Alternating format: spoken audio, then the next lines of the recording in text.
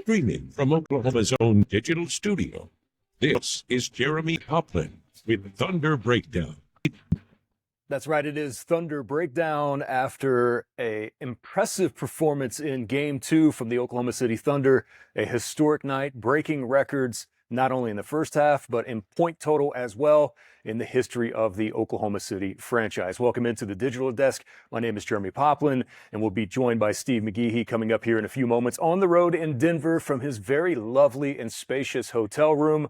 Before we get to Steve, remember you can go to news9.com right now and check out all of our Thunder-related material that we have for you. 5 takeaways that I wrote last night after the game ended, and watch all of the press conferences, pre and post game, from every single Thunder playoff matchup, courtesy of Griffin Media. All right, let's welcome him in. He's spent the entire season with the Oklahoma City Thunder, and I'm sure that he has some takes on what happened last night. He is Steve McGehee, and he's joining us now from News 9. Steve, from the hotel room, first of all, hope that your travel went well for you today and that you were at least able to get a little nappy time in before jumping on board with us here. Let's just start with your general feeling about how you feel now compared to how you felt, say, early hours of Tuesday morning after the Nuggets were able to come into Oklahoma City and steal away Game 1. Well, if you start drinking the Kool-Aid from some of the national storylines after Game 1, of like, this team's young and they're inexperienced, they don't have the playoff experience. I'm like, well, they kicked the door open on that right there. It's just as driving into the game yesterday, though, I was concerned, a little concerned. I'm like, okay, how are they going to respond to this? Because Denver's been there, done that before, and Oklahoma City's getting to that level. But as the game went on, not the game went on, but pre-game, and then listening to Mark talk and listening to Adelman talk, I'm like, I think the Thunder have a game plan in mind. I think they feel pretty confident on how they're going to win this game tonight, and it really, really showed out there on the floor in the opening minutes. Denver led the game for 21 seconds. Jamal Murray scored first, and then it was all Oklahoma City after that. It was, and I think one of the keys, as a matter of fact, this was my number one takeaway after the game was over, was Oklahoma City set that tone early, and they just flat out dominated. There was a sense of urgency to them. They were determined not to fall in that 2-0 hole. They finished the first half with 87 points, but Steve, it was the start in the first quarter, 45-21, that was fueled by not only the aggressive nature of them offensively. Denver helped in that and missing shots as well. They did not get off to a good start shooting the basketball either, but this relentless Thunder defense is really kind of what set the stage to me in the first quarter for them. Yeah, it was definitely the defense, I was listening to Denver radio the whole game, talking about how these shots just start going in, and, this isn't going to be, sustainable the rest of the series. I'm like, well, Oklahoma City had a lot to do with the shot making and the shot missing by the Nuggets. The Oklahoma City right off the bat was intense with their defense, deflecting passes, making it hard for them to move the ball around the court. They did everything right. They scouted this game very well. They executed what they were not able to do in game number 1, and it showed out there. So hats off to Mark Daigneault and his staff for, correcting the issues. I think they felt confident going in that they will be able to correct them. And I love the fact that, I think we're going to mention it, but I'll mention it now, that J. Will coming off the bench first, and I'm thinking, oh, J. Will's coming off the first. They're going to get physical on Jokic and make it tough for him. Try not to foul him too bad, but make it difficult for him to get the ball, put a body on him, bang on him, and see what he can get away with. Obviously, they scouted the refs. They called it pretty tight in game number 1. They knew it was probably going to be a little loose on the calls, allowing some more physicality, and that favored Oklahoma City. And I thought it was interesting afterwards, Aaron Gordon, pretty much said for Denver that, they were fouling almost on every play. I'm like, well, that's, if the game's going to be called that way, then reciprocate the other way. But they don't feel like it went their way. It was one-sided in their mind for some of the people out there. You know what's funny about that is that they can complain about that, but that's how they play. That's who they are. They're a physical team, and when it doesn't go their way, that's when the complaints start happening. I want to go to your point on J. Will. Here's Mark Daigneault from last night talking about his impact, what it's like to have him be physical against Jokic and just what he means overall in general to this team. You know, he puts them in dilemmas. They have to close to him. You know, he shoots it with unbelievable confidence. Or his teammates find him. At times they had guards on tonight. They cross-matched even off of him. They usually do that with Chet. They did that with him, which is a sign of his shooting gravity. But then he's a great, physicality player, defensive rebounder, point of attack defender on bigs. But the biggest thing with him is he's just like a total compete together player. He's unbelievably competitive. He's an unbelievable team guy. And when you let him touch the game, like I said, I think it breathes life. How about that answer from Mark, Steve? You've seen Jay Will the entire season. I think that pretty much encapsulates everything that we know about him and his true meaning to this Thunder team. Yeah, he missed the first two matchups against Denver here in Game 1 and Game 8. Him and Hartenstein were both out for those games. But he knows his role on this team. I think he's extremely valuable because height, Oklahoma City doesn't have a lot of height. They have Hartenstein and Chet, and then Jay Will, and then you got 6'7", 6'6", 6'5", 6'4", 6'3", So they need that height, but his physicality is what they really need in this. And, with them being able to be a little bit more physical in this game compared to Game 1, that was a perfect to see him come off the bench first. And, of course, he can hit threes as well. So extremely valuable. And they're going to use this, Jay Will, from here on out the rest of the way to try to make life difficult for Denver. One thing that we heard a lot from Mark in the postgame press conference, and I know that you were in with Adam, and we'll get to his incredible quote that went viral here in just a bit. But one thing Mark mentioned, every player mentioned, was that they felt like they just executed better this game. And clearly they did. I don't think there was anything necessarily that was earth-shattering that they knew that they were going to have to change from Game 1 to Game 2. I mean, outside of a lower quality performance in the fourth quarter. I mean, they still had a 14-point lead at one point in time in the fourth quarter in Game 1. People forget about that, even though Denver ended up winning the game. But this was just them focusing on who they are and what they do best. And that was something that Mark hammered home after the game last night. Yeah, they knew exactly what they wanted to do. It's just a matter of them going out and doing it. And they did just that. I thought it was interesting. Mark Daigneault didn't call a timeout until like 6 minutes to go in the second quarter. I can't remember a game this season. I'm sure there was, but where he waited so late to finally call a timeout, because that just shows you everything was going their way. And Adelman used 3 quick timeouts right away in the first quarter to try and kind of course correct, and that never developed. But this game last night kind of reminded me what I saw when they beat the Knicks at Madison Square Garden. It just right off the bat, it was like they hit him right in the mouth. The Knicks, they just kept scoring, and they had, I think, at least 70-plus points in the first half. I thought the Thunder were going to get the night in the first half. That would have been incredible. 45 in the first quarter. I was kind of rooting for 90, and then I was rooting for 150, and they come up just one short. But everything worked their way. When they play that way, they're not going to get beat. Now, they're not going to be able to play that way every game. That would be nice, but, defensively, they can play that way. And so we'll see how the game is called in Game 3. But Oklahoma City defense really showed up. That was the reason, I think, number one reason why they won that game. Game 2 is the defense was just intense the whole time. Let's hear from SGA after last night. I don't know what more that you can say about the guy. For crying out loud. I mean, his true shooting percentage last night was through the roof. I mean, he was plus 51 last night. That's the highest game in playoff history. The next closest is LeBron at 46, Jimmy Butler at 46. He passes James Harden for 4th most points scored in Thunder playoff history, 594. Harden with 593. And oh yeah, by the way, he's more than likely going to win the MVP. Speaking of SGA, here he is talking a little bit about the urgency that they felt going into that game last night.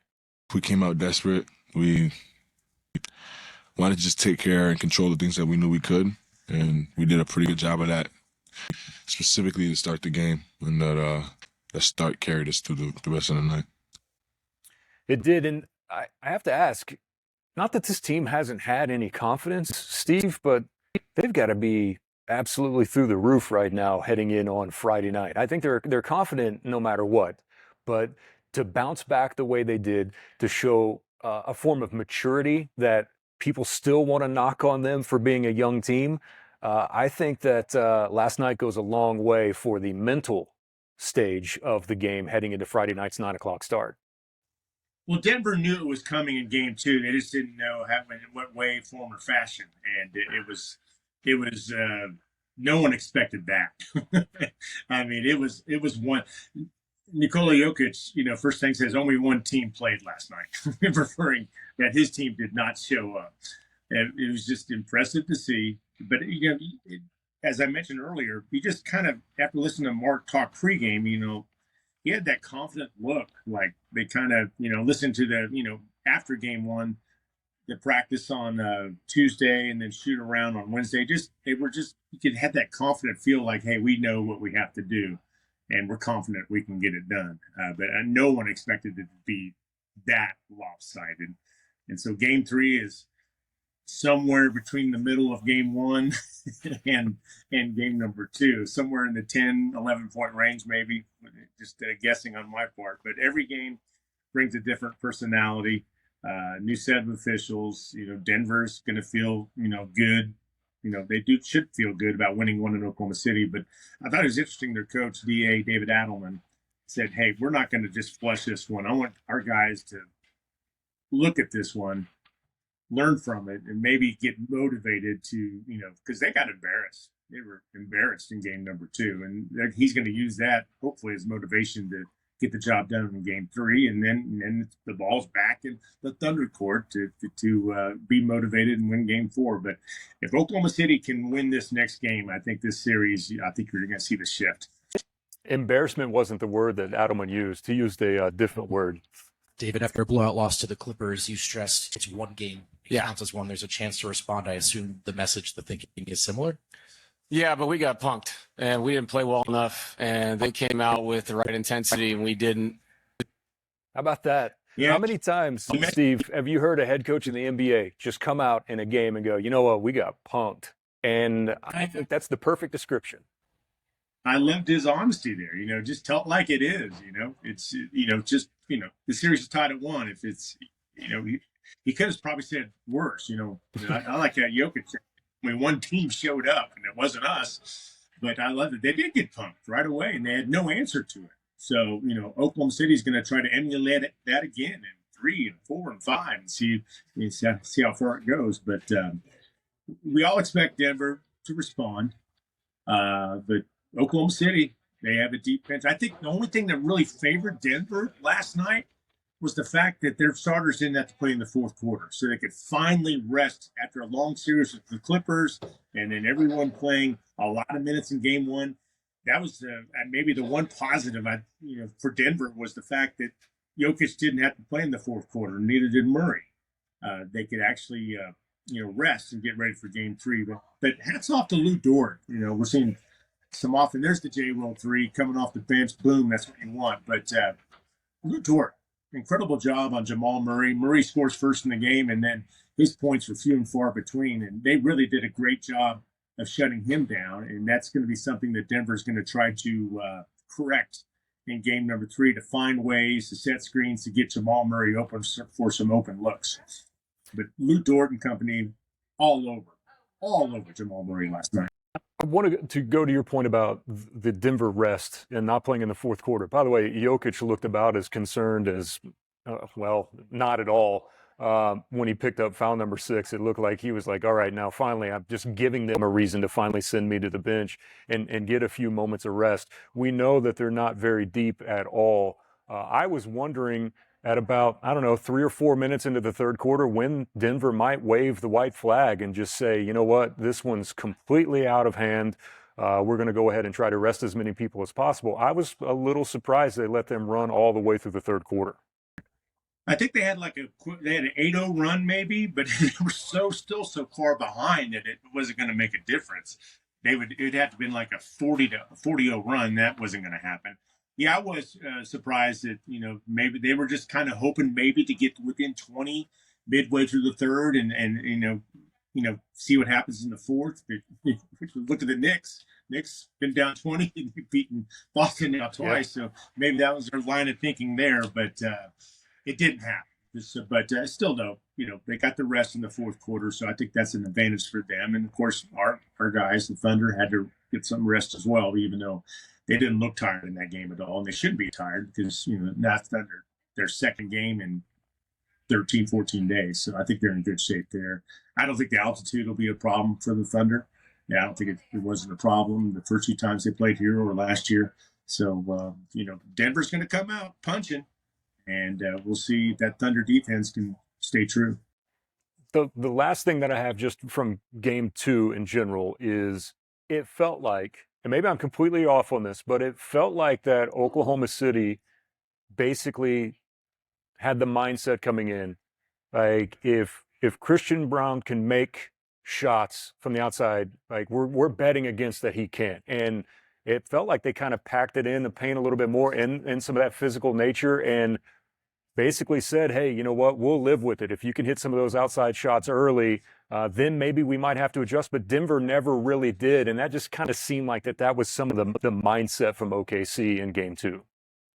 Yeah, they were all over Jokic and were like, we're not going to let this guy beat us. He was, I wouldn't say scoring at ease in game 1, but man, he over 40 points. And so they made a concerted effort to just clamp down on him.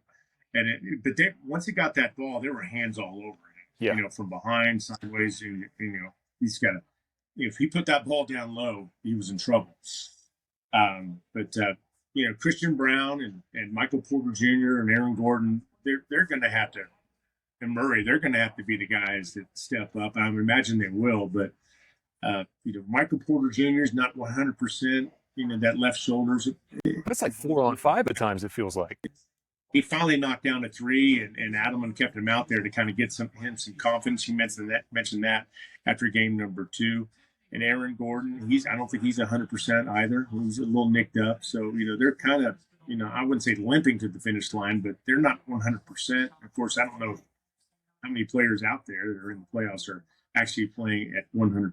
So Denver's got a little bit of injury problems, but the bench isn't as deep. They went to the bench. Strother, I thought, did some good play for them as well. They're going to need him, but Russ, got frustrated. The fans actually booed Russ. But I thought when Russ's first game in Oklahoma City this year, I thought the crowd noise for him was much louder than what I saw in game 1. Russ even in that first game acknowledged the crowd, pointing, like saying thank you. But the Russ thing, was kind of overplayed a bit. I think Thunder fans, though, started booing him, but that didn't have a factor. I mean, Russ still led the team in scoring for Denver. But he did exactly what you said that he was going to do, and it would really kind of test the Thunder fans, the diehards in the arena, that if Russ did something of an irritant nature, which he has been known to do, like you're going to have to decide, all right, so am I going to let this guy have it or not? And then, the Hartenstein little baby shove there on the baseline when Russ was falling out of bounds, he gets back up. He had already picked up a technical. So yeah, he was an irritant last night, which is what Russ has been known to do. Yeah, it's just his mentality since he joined the league. He's going to play with passion. He's going to play with force. And if things don't go his way, he was on the ref. Even at timeouts, he still talked to the ref, explaining, okay, different situations. He wants to win and be a competitor, but he was the Thunder fans, they booed him. And he's the opponent right now. Number 0 is going to be up there next to Nick Collison, either on the left side of the banner or on the right side. No doubt. Of the banner. There's no problem with that. But right now, he's on the opposing team. One of the, I guess the best case scenario is for him to play well, but for Thunder fans, Oklahoma City still winning the game. What was it like in the building last night when everything was going their way in that first half? I mean, it was oozing through the television screen. I think some of it was almost like a sigh of relief, I think, from some Thunder fans. Yeah. And then also the explosion of, oh, this is what we wanted to do on Monday night as well, combined in for game 2. Well, it's fun and obviously entertaining to watch. I'm like, oh my, they're just doing everything right, pretty much everything right. And it was that Thunder defense. It was just fun on both sides of the court. They won the game in dominant fashion. So it's fun to watch the crowd get into it, get involved. That definitely was a lift. And that's something now the Thunder have to deal with. You got 18,000 fans against you for the next two games, and their weekend games, which I always think are a little more rowdy for obvious reasons. But it was loud, and even sometimes with my earbuds in listening to Denver radio, I could barely hear what they were saying. It was that loud, So great to see. And is Denver radio as much of a homer-based broadcast as what the Avalanche are? They do a great. Everyone does a great job, and everybody's biased towards their team. And they were just upset about Denver's getting called for moving screens, but they're not getting called for moving screens. And of course, that's not a foul or that's not a flag. It's just stuff like that. It's like, okay, some of it may be true, but some of it's like, oh, come on. Yeah. And then like you said, every broadcast, and that's no knock on them. I just know that the Avalanche radio broadcasts are notorious for going completely over the top. I didn't know if the Nuggets broadcast was the same way. Yeah, they graded the Thunder. I'm like, Thunder, they played an A+ game, and the Nuggets we played a D- game. So it's like, hey, the Thunder defense had a lot to do with that D- performance. Yes, they did indeed. All right, Steve, as we get set to wrap up, thoughts on Game 3 going in? Everyone's got to be feeling really good right now, but it just comes down to execution for Friday night. Execution, take care of the basketball. They've done that the last two games. Denver has not. Denver has to clean up the turnovers if they want to pull out one in Game 3, because turnovers, again, were an issue, and Oklahoma City got off and running early, and they couldn't catch up. But Denver's going to, probably have a 10-point lead in the game. I think Oklahoma City will probably have a 10-point lead in the game. It's going to be a roller coaster game. We'll see how the game is called. That's going to be extremely important. This, Hartenstein and Chet had 5 fouls in that first game, and fouls were not an issue, being in foul trouble. But it's just keep wearing this Denver team down. That's what Oklahoma City has to do. Just keep wearing them down. They're playing every other day. And so Oklahoma City, I think they can make this a... Well, one thing I know is you're not worn down. You're not worn down at all. You still got plenty to go, my man. And if you don't, I would get some rest, because it's going to be another late night coming up on Friday as well. And then when we get into Sunday, Steve, great to see you, man. Glad that you got in safely there in Denver. We look forward to seeing all of your reports there on News 9 and News on 6 here in Tulsa. And for everyone that's tuning in, remember, go to those websites, news9.com, newson6.com. Check out all of our Thunder-related playoff content. And if you want to watch the pregame press conferences, hit up the News 9 YouTube channel, and the postgame press conferences as well, streaming directly after the game is over on the News 9 YouTube page. Steve, good to see you, my friend, and we'll check in again with you coming up after game number 3 on Friday night. All right, take care. Have a good weekend. You too. Steve McGehee joining us from his hotel room there in Denver, Colorado. That'll do it for us. We'll see you next time, hopefully after a Thunder victory in which they take a 2-1 series lead. My name is Jeremie Poplin, and for Steve McGehee, we're wishing you a great evening, and we'll see you after the next Thunder matchup live from the digital desk.